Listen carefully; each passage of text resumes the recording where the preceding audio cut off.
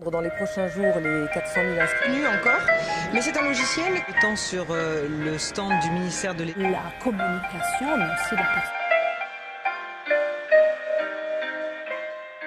Bonjour Stéphanie. Bonjour. Stéphanie Devancé. Oui.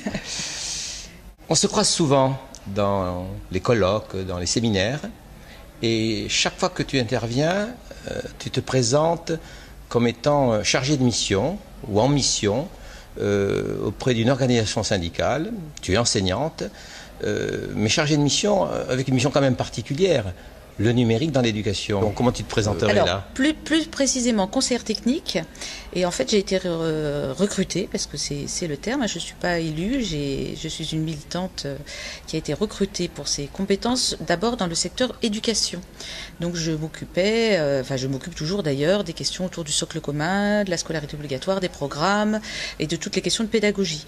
Et au bout de quelques mois dans cette organisation syndicale, j'ai rajouté de moi-même, avec l'accord de mes supérieurs, l'étiquette numérique à l'école, puisque c'est un sujet qui me tient à cœur et qui concerne beaucoup les questions de pédagogie et les nouveaux enjeux.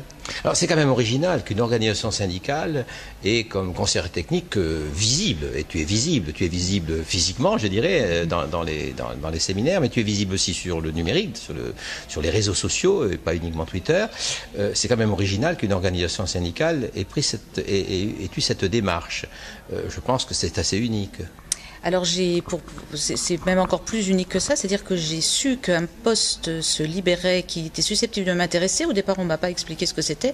Je l'ai su par un contact Twitter qui m'a dit tu finis ton congé formation, tu cherches un poste qui a un lien avec la pédagogie, j'ai pensé à toi pour quelque chose, je vais t'en parler. Alors on s'en est pas parlé directement en public sur Twitter, on s'en est parlé en privé après, mais la proposition m'est arrivée via les réseaux sociaux. L'objectif est-il prioritairement d'abord de s'adresser aux syndiqués de ton organisation pour faire en sorte qu'au moins il y ait à ce niveau-là un échange, une mutualisation, des partages et donc je dirais une forme d'acculturation partagée entre l'ensemble de tous les membres avec le numérique ? Alors en fait, mon rôle de conseillère technique est vraiment d'intervenir en fonction de mes compétences sur les dossiers que le ministère nous charge d'étudier pour qu'on puisse donner un avis argumenté et bien sûr par ailleurs à s'adresser à nos adhérents.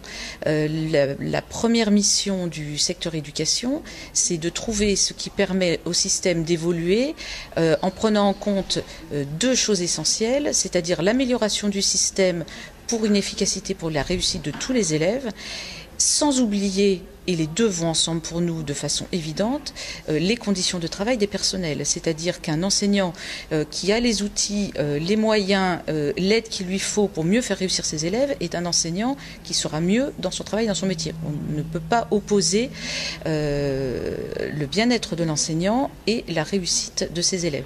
Je sais que certains syndicats se positionnent sur la défense des personnels, point, c'est leur choix. Nous positionnons de façon beaucoup plus large sur l'amélioration du système dans son ensemble. L'un n'allant pas sans l'autre. L'un n'allant pas sans l'autre. Et aujourd'hui, justement, on sent une accélération. Est-ce que c'est ton analyse ? Une accélération autant venant de l'institution, venant du terrain. On sent une forme d'accélération. L'entrée de l'école dans l'ère du numérique, ce n'est pas je dirais, un slogan. Dans la réalité, on croise des enseignants qui, hier encore, une collègue, une enseignante de lettres me disait, pour changer, parce qu'en fait, je me disais qu'il fallait que je change un petit peu. Elle a une trentaine d'années, je me suis mis au numérique. En fait, le numérique est une formidable occasion et une occasion qu'on ne peut pas manquer parce que le numérique est là, il est dans la société, c'est une tendance de fond, il ne va pas disparaître du jour au lendemain, ce n'est pas qu'une mode. Même si là aussi c'est mode, mais le numérique n'est pas une mode. Quand l'écriture s'est répandue, on ne s'est pas dit c'est une mode, on ne va pas l'apprendre aux enfants. Ça a mis du temps. Là, ça va mettre du temps aussi. Donc, on ne peut pas envisager l'école sans le numérique. Et en tant qu'organisation syndicale, on veut faire évoluer l'école pour qu'elle soit plus efficace et plus en phase avec son temps. Donc, évidemment que le numérique arrive dans le paysage. Et c'est un levier formidable parce qu'il réinterroge complètement notre métier comme il réinterroge d'autres métiers. D'autres secteurs, les enseignants ne sont loin d'être les seuls impactés par le numérique. Et ça nous oblige à repenser ce qui est au cœur de notre métier, c'est comment faire réussir nos élèves en utilisant tout ce qui est à notre disposition, y compris le numérique. Et le constat aujourd'hui? Le constat aujourd'hui, c'est que c'est long. On est en décalage par rapport aux usages qui se font dans la société en général et dans les foyers des élèves. Entre ce qui se passe en classe et ce qui se passe chez eux, il y a souvent un gros écart. Et c'est d'ailleurs assez embêtant parce que ceux qui ont tout ce qu'il faut chez eux, et comme équipement et surtout comme usage et comme accompagnement de la part de leurs parents, ont un vrai plus par rapport aux autres. Et si l'école ne s'en mêle pas, on ne peut pas tenter de combler un petit peu cet écart. Donc il faut vraiment s'y mettre comme on peut. Et c'est pas toujours facile. Voilà, je crois que là, on n'a pas le choix. Et ce qui est intéressant, c'est que ça réinterroge l'activité de l'élève et que le numérique remet au goût du jour, et pas pour rien, les pédagogies dites actives, qui ne sont pas nouvelles, les pédagogies Freinet notamment, où l'élève devient acteur, parce qu'avec Internet, l'élève, il peut publier, il peut s'exprimer, il peut trouver seul de l'information. Et qu'est-ce qu'il en fait après, comment il la valide, etc. Ce sont des questions de notre temps. Mais le numérique interroge également l'école par la place qu'il peut donner et qu'il donne effectivement aux parents. Alors là, il y a beaucoup de fantasmes. J'entends des collègues dire, oh là, hors de question que je donne mon mail aux parents, je vais être harcelé, etc. Alors, il y a quelques parents harceleurs, c'est une minorité. Ceci dit, ils sont pénibles. Il y a aussi des enseignants pénibles, c'est pas réservé aux parents.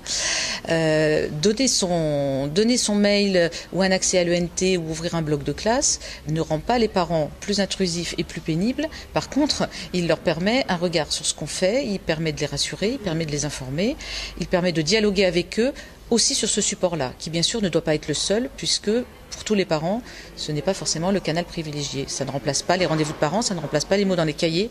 C'est comme avec les élèves, c'est un outil de plus pour travailler bien avec eux.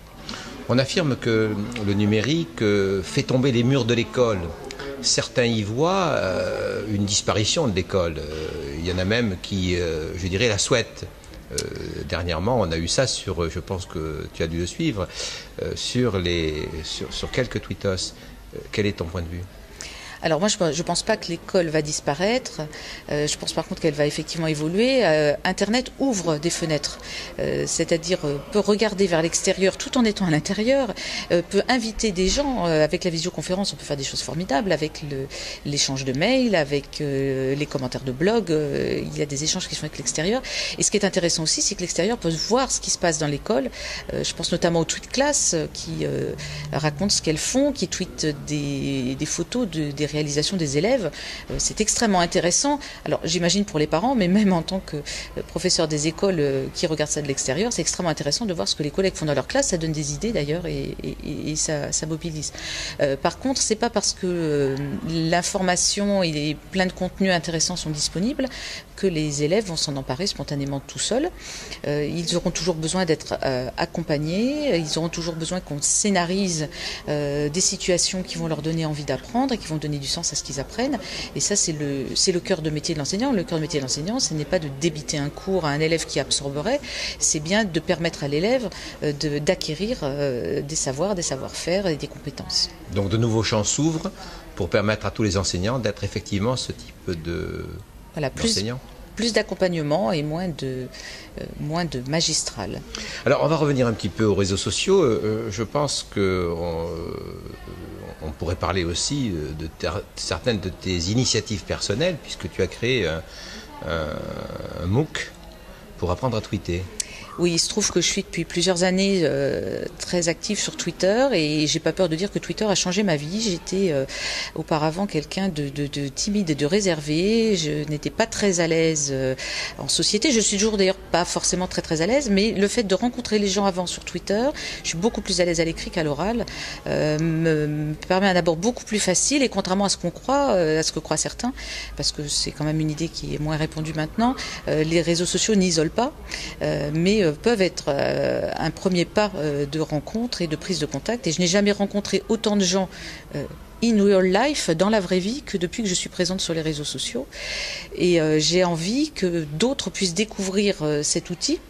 Alors, il y en a d'autres, je ne prétends pas que Twitter répond à toutes les problématiques et correspond à toutes les personnalités, mais je pense que beaucoup de gens passent à côté parce que ça a l'air compliqué, il y a des codes, et quand on arrive sur Twitter et qu'on n'a pas un réseau de départ, et ben on est tout seul et on crie un peu dans le désert, et beaucoup de gens s'inscrivent, essayent et ne comprennent pas ce qui se passe et partent avant d'avoir compris que ça pouvait être intéressant. Donc j'ai créé, en suivant un MOOC sur comment créer un cours à distance, j'ai mis en œuvre ce cours en créant un MOOC sur Twitter. Donc en fait, il y a un blog que vous trouverez assez facilement en tapant dans votre moteur de recherche préféré TweetMOOC, TWI2TM2OC, qui vous expliquera comment faire. Et c'est un MOOC où on apprend à tweeter en tweetant, c'est-à-dire on va sur Twitter pour s'inscrire. Les autres participants du MOOC s'abonnent immédiatement à vous, donc vous avez un petit réseau de départ et beaucoup d'entraide. Et on pose ces questions sur Twitter. Et puis après, sur le blog, il y a des défis et des articles de fond, non pas pour vous expliquer comment utiliser Twitter. Utiliser Twitter est extrêmement simple, mais des témoignages, des stratégies pour avoir les contacts qui vont vous intéresser et pour faire de Twitter votre outil de développement personnel et ou professionnel, parce qu'avec Twitter on peut faire plein de choses. Tu es donc présente au Boussole du numérique. Est-ce que tu lis Educavox ? Je lis Educavox parce que j'ai de nombreux contacts Twitter qui retweetent et diffusent les articles, et donc je n'ai qu'à cliquer sur le lien, et je sais que certaines personnes, quand elles retweetent un article d'Educavox, ça vaut le coup qu'il soit lu et qu'il va m'intéresser. Merci beaucoup. De rien.